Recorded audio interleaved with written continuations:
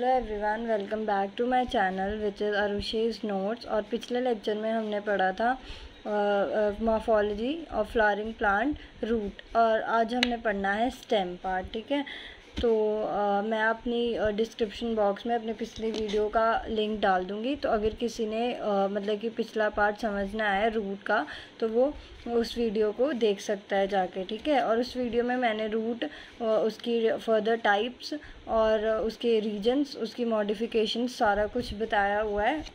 NCERT भी word to word पढ़ाई हुई है। ठीक है, तो अभी स्टेम पार्ट शुरू करने से पहले मैं मतलब कि जो पिछला टॉपिक है रूट का वो थोड़ा कवर कर दूंगी, अभी रिवाइज कर लेंगे हम। ठीक है, तो पिछले मतलब कि लेक्चर में हमने पढ़ा था कि रूट, ठीक है, रूट में हमने पढ़े थे। उसके फर्दर क्या नाम है आपके रीजन्स हमने पढ़े थे, उसकी मॉडिफिकेशंस हमने पढ़ी थी, और हमने क्या पढ़ा था उसकी फर्दर रीजन्स, फंक्शंस, मॉडिफिकेशंस और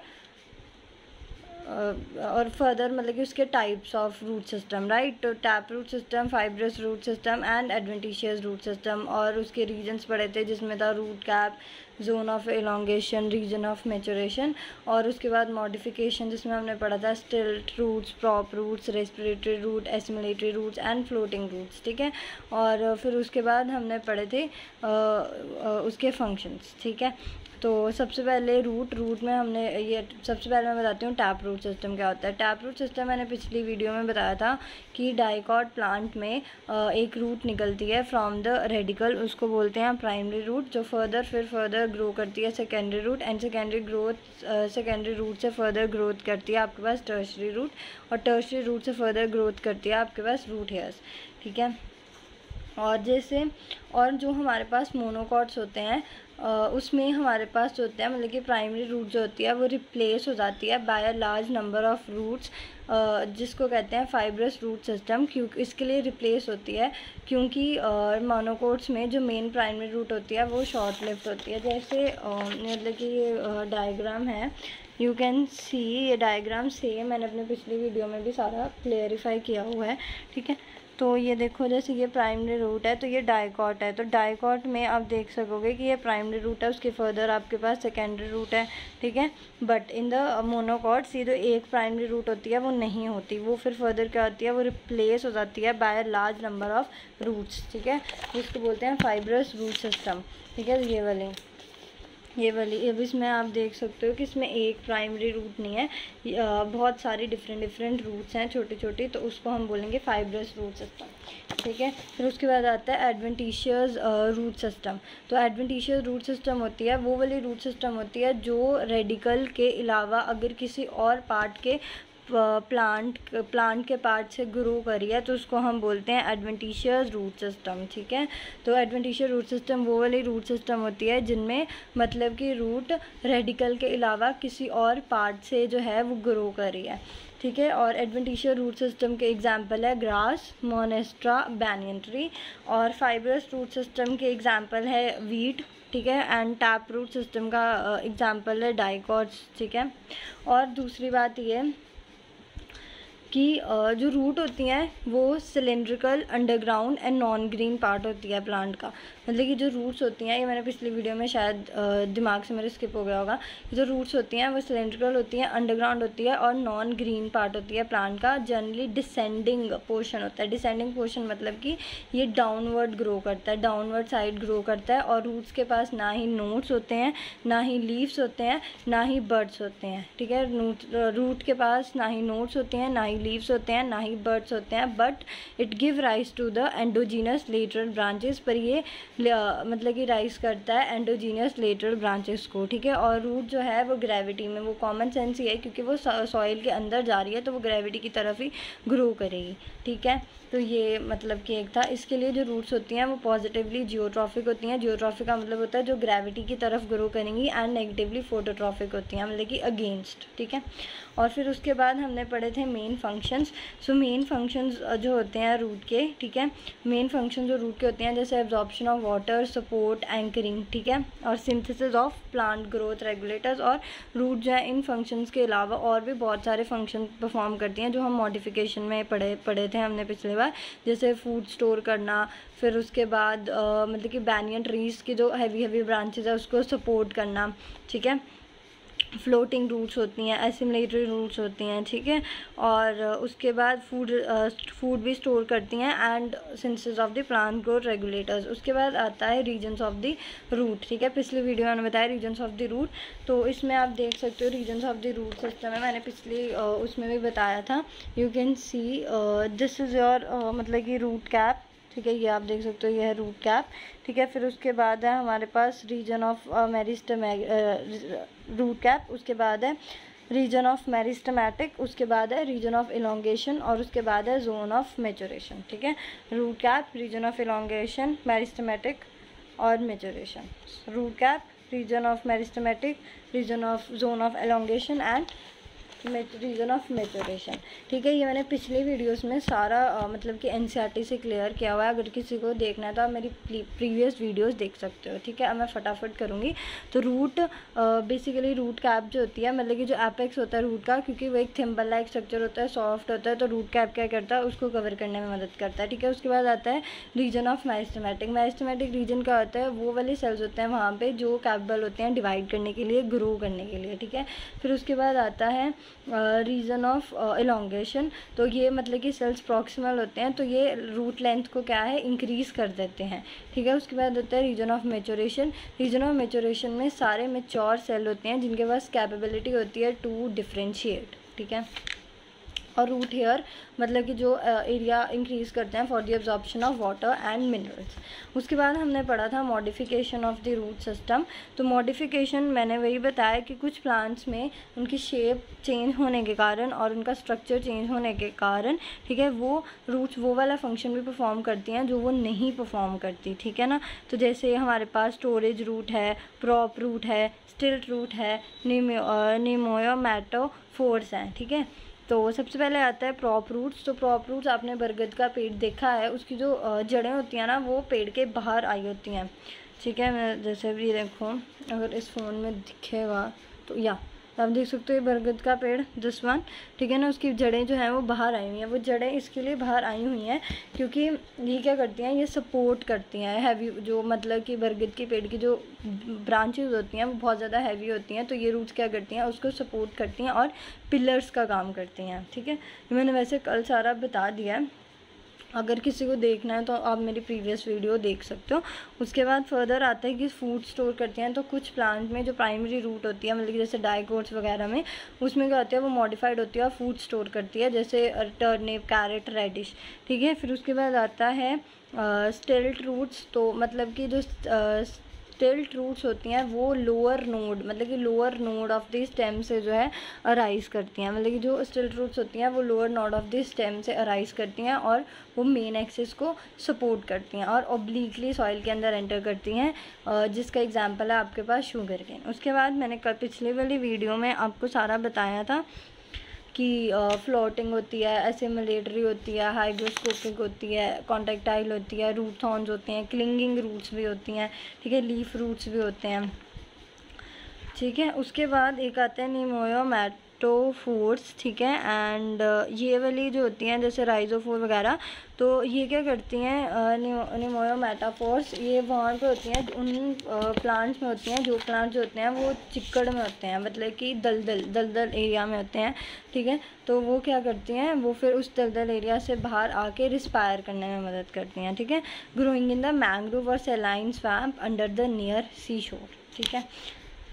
उसके बाद नेक्स्ट अब इतना ही है, मतलब कि एनसीईआरटी में भी और उसमें भी, ठीक है, और जितना ही मैंने कल पढ़ाया था, ठीक है। अब हम नया अपना टॉपिक शुरू करते हैं जो कि है स्टेम, ठीक है। तो सबसे पहले आप आ जाओ स्टेम पे। So what are the features. अच्छा, अब एक बात है कि जैसे मैंने आपको बताया था कि रूट जो है वो एक डिसेंडिंग पोर्शन है ना। रूट क्या है, डिसेंडिंग पोर्शन है। अब कुछ ऐसे तो फीचर्स होंगे ना जो रूट और स्टेम को डिफ्रेंशिएट करेंगे कि हमें पता कैसे लगा कि ये रूट है या ये स्टेम है। तो रूट जो होती है वो डिसेंडिंग पोर्शन होता है, पर जो स्टेम होती है वो असेंडिंग पार्ट होता है प्लांट एक्सेस का। और रूट जो है वो बर्ड्स, लीव्स, फ्लावर बेयर नहीं करती, पर स्टेम जो है वो ब्रांचेस, लीव्स, फ्लावर और फ्रूट्स जो है वो बेयर करती है, ठीक है। एंड एक और बात कि जो रूट्स होती हैं वो जनरली सॉइल के अंदर ग्रो करती हैं, और जो स्टेम होती हैं वो अबव द ग्राउंड ग्रो करती हैं, इसके लिए इसको एरियल पार्ट ऑफ प्लांट बोला जाता है, ठीक है।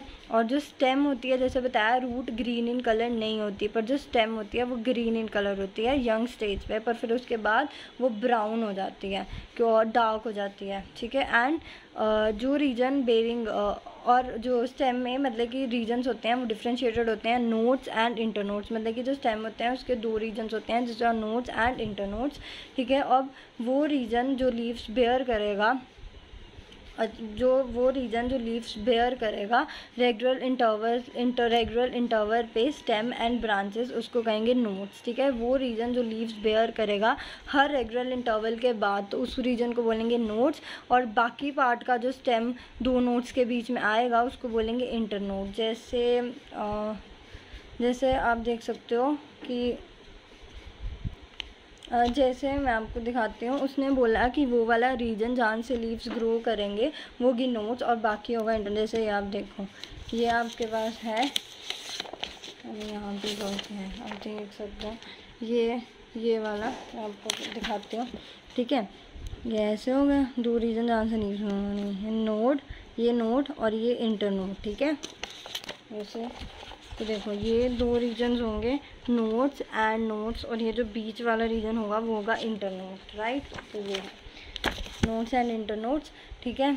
और हाँ, तो the stem bear bud which may be terminal और एक्सियल। और जो स्टेम जो मतलब कि क्योंकि इसमें बताया था कि स्टेम जो है वो branches, fruits, leaves, flower, buds वगैरह बेयर करती है, तो जो स्टेम जो बेयर करती है वो आइदर होती है एक्सिलरी और यहाँ होती है टर्मिनल, ठीक है। अब टर्मिनल बर्ड का मतलब क्या होता है? टर्मिनल बर्ड का मतलब होता है कि वो बर्ड जो स्टेम की टिप पे प्रेजेंट होगी, ठीक है। वो बर्ड जो स्टेम की टिप पे प्रेजेंट होगी उसको बोलेंगे टर्मिनल बर्ड। जो बर्ड स्टेम के टिप पे प्रेजेंट होगी, ठीक है, वो बोलेंगे terminal bud. And the growth of the stem and it's branches. अब क्योंकि ये स्टेम के टिप पे है, तो अगर ये ग्रो करेगी तो ही जो स्टेम की ग्रोथ हो पाएगी और उसके ब्रांचेस ग्रो करेगी, तो वो इसी के कारण ही होती है।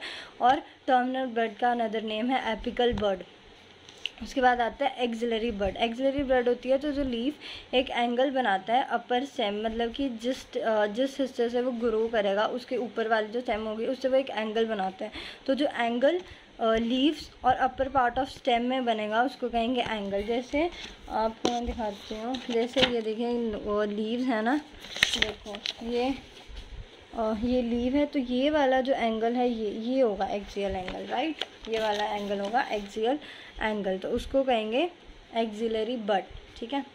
उसके बाद आता है फंक्शंस। सो फंक्शन जो है कि स्टेम सपोर्ट करती है लीव्स, फ्लावर, फ्रूट्स को बेयर करती है एंड ग्रीन है एंड कंडक्शन में मदद करती है वाटर एंड मिनरल्स। और फूड भी जो मैन्युफैक्चर्ड होता है वो भी इसी के थ्रू ही ट्रांसपोर्ट होता है डिफरेंट पार्ट्स में, ठीक है। अगर मैं NCERT का भी बताऊँ तो स्टार्टिंग में उन्होंने यही पूछा है कि what are the main features जो डिस्टिंग्विश करते हैं स्टेम और रूट को, वो मैंने बता दिया कि वही स्टेम असेंडिंग पार्ट है एंड वो सारे लीव्स, फ्लावर वगैरह सब बेयर करता है। एंड ये हाँ एक चीज़ कि जो रूट थी वो रेडिकल से ग्रो करती थी, बट जो स्टेम जो है वो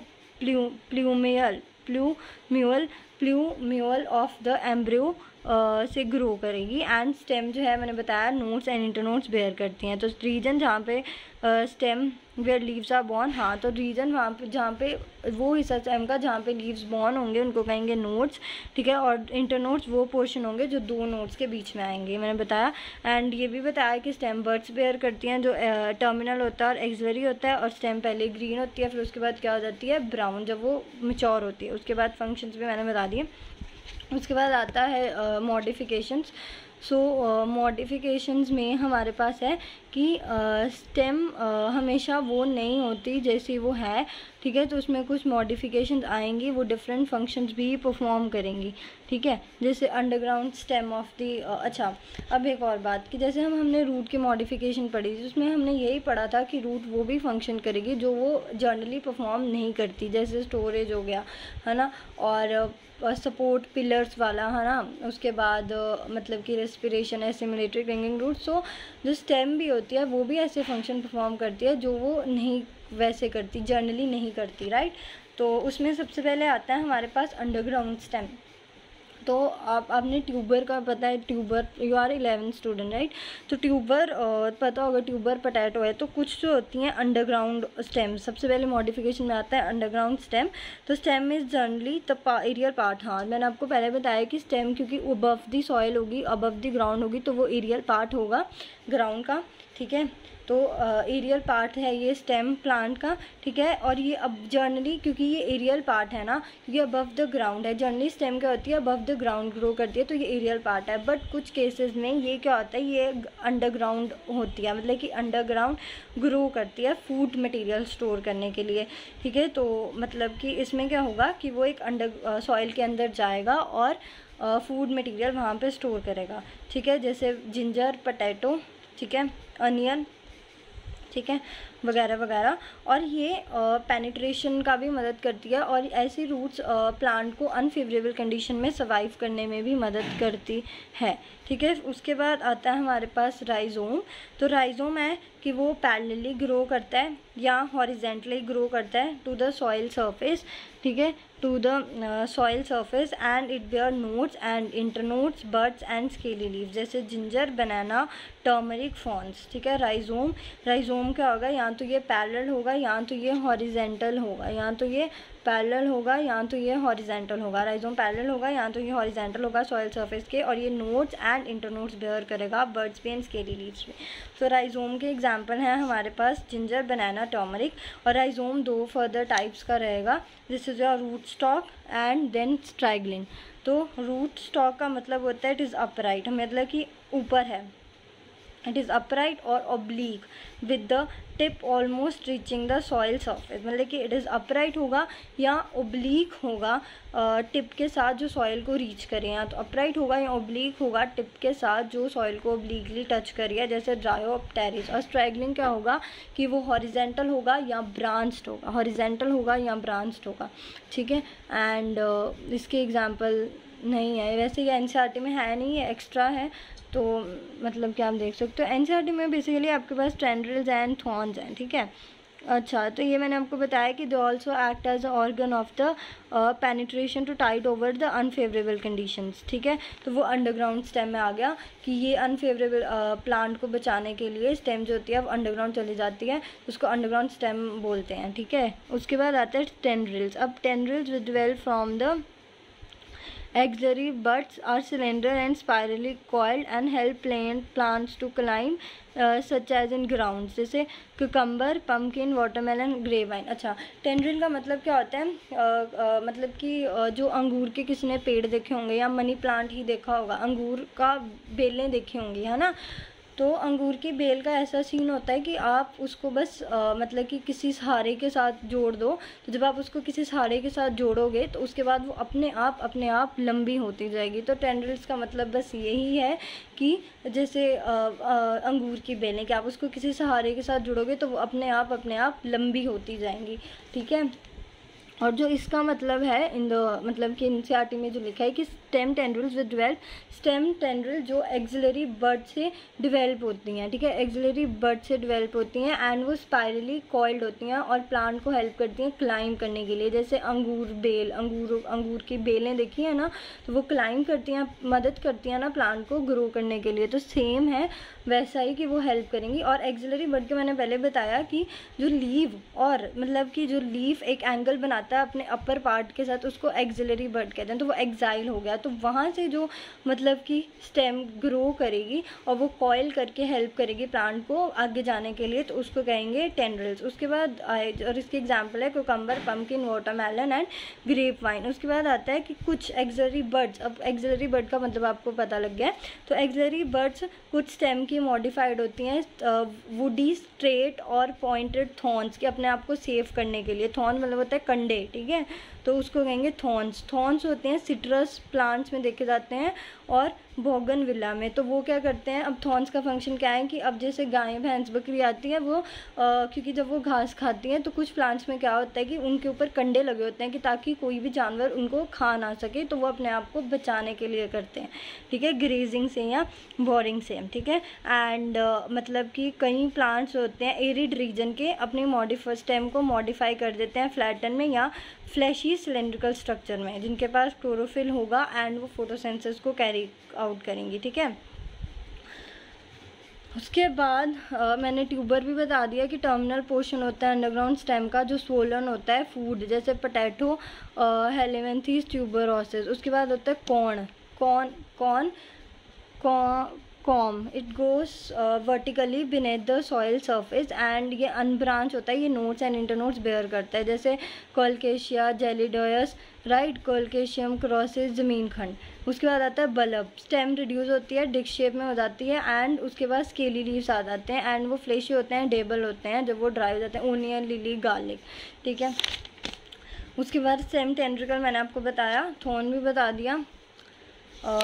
उसके बाद आता है स्टोलन सकर्स, वेट। उसके बाद आता है underground stem of some plant जैसे ग्रासेस एंड स्ट्रॉबेरी, वो स्प्रेड होती है न्यू इंचेस में, मतलब कि underground stem of such plant जो स्प्रेड होती है न्यू इंचेस में और जब ओल्डर प्लांट्स मर जाते हैं। अच्छा, तो मतलब कि अंडरग्राउंड कुछ स्टेम्स होती हैं, कुछ अंडरग्राउंड स्टेम्स होती हैं वो ग्रो करती हैं तब जब उनके मतलब कि पुराने प्लांट्स मर जाते हैं तो तब वो ग्रो करती हैं कुछ इंचेस तक, ताकि उनके न्यू पार्ट जो प्लांट्स हैं वो फॉर्म्ड हो सकें। और इसके एग्जांपल है ग्रास एंड स्ट्रॉबेरी। उसके बाद है जैसे मिंट एंड जैस्मिन, ठीक है, उसमें एक सिलेंडर लेटरल ब्रांच अराइज होगी मेन एक्सेस से एंड फिर वो एरियली ग्रो करेगी downward to touch the ground. मतलब कि जैस्मिन में हमारे पास जैस्मिन में एक सिलेंडर लेटरल ब्रांच अराइज करेगी बेस से, ठीक है, मेन एक्सिस तक और एरियली वो ग्रो करेगी और फिर उसके बाद वो नीचे ग्राउंड को टच कर लेगी। फिर lateral branches with the short notes and इंटरनोट्स अच्छा, अब उसके बाद उन्होंने बोला है कि कुछ अंडरग्राउंड स्टेम में क्या होगा कि नोट्स एंड इंटरनोट्स जो होते हैं ना वो एक रोजेट ऑफ लीव्स जो हैं वो बेयर करते हैं। रोजेट मतलब कि कट्ठा, ठीक है, रोजेट ऑफ लीव्स बेयर करते हैं या टफ्ट ऑफ रूट्स जो एक्वेटिक प्लांट्स में देखी जाती है, ठीक है, जैसे पिस्टिया एंड इकोइनिया, ठीक है, एंड पिस्टिया एंड अकोइना। उसके बाद आ गया बनाना, पाइनएप्पल एंड क्राइसेंथीमियम में लेटरल ब्रांचेस बेसल एंड्स होती हैं, ग्रो करती हैं and underground portion of the main stem horizontally grow करेगा और फिर वो ऑब्लिकली लीफी शूट्स को देगा, ठीक है। तो मतलब कि उसके बाद इसमें बेसिकली हमने क्या क्या मॉडिफिकेशन पढ़ी, सबसे पहले अंडरग्राउंड स्टेम पढ़ा, ठीक है, उसके बाद ट्यूबर पढ़ा, उसके बाद हमने थॉर्न्स पढ़े, टेंड्रिल्स पढ़े, उसके बाद हमने स्ट्रॉबेरी और उसका मिंट का देखा कि वो ग्रो करेंगे या कुछ इंच ताकि उनके पुराने प्लांट्स जब मर जाते हैं तो जब न्यू फॉर्म्ड होते हैं तो वो थोड़ा सा ग्रो करती हैं, ठीक है। फिर उसके बाद हमने पढ़ा इकोइनिया और पिस्टिया में कि लेटरल ब्रांचेस होती हैं वो शॉर्ट इंटरनोट्स जो हैं वो बेयर करती हैं, ठीक है। और उन दोनों मतलब कि इकोइनिया और पिस्टिया में ये पढ़ा कि लेटरल ब्रांचेस होती हैं वो रोजेट ऑफ लीव्स या टफ्ट ऑफ रूट्स जो हैं वो बेयर करती हैं, इकोइनिया और पिस्टिया। आप एक फ़ोटो देख सकते हो कि इसमें ये एक मतलब कि झुंड है, इकट्ठा बना हुआ है ना ऐसे, ठीक है, तो इसको हम बोलते हैं ऑफसेट्स, ठीक है। फिर उसके बाद इकोइनिया पिस्टिया वाला एग्जांपल ऑफसेट्स का था जिसमें मतलब कि वो टफ्ट बनाती हैं, रोजेट बनाती हैं लीव्स का, लेटरल ब्रांचेस। उसके बाद होता है सकर एग्जांपल था पाइनएप्पल, बनाना एंड पाइनएप्पल, जिसमें लेटरल ब्रांचेस होती हैं वो बेस से ओरिजिनेट होती हैं और underground portion of the main stem, तो वो ग्रो करेंगे below the surface of the soil to the some distance and obliquely emerge होंगी एज अ एरियल शूट। उसके बाद रनर्स हैं कि elongated prostrate branch, long nodes and internodes, ठीक है। तो एग्जांपल है ग्रासेस, तो ये एग्जांपल है आपके पास दिस इज योर सकर्स, ठीक है, एंड ये एग्जांपल है आपके पास ग्रास, ठीक है। और फिर उसके बाद स्टोलन जैसे जैस्मिन एंड मिंट, उसके बाद एरियल रूट।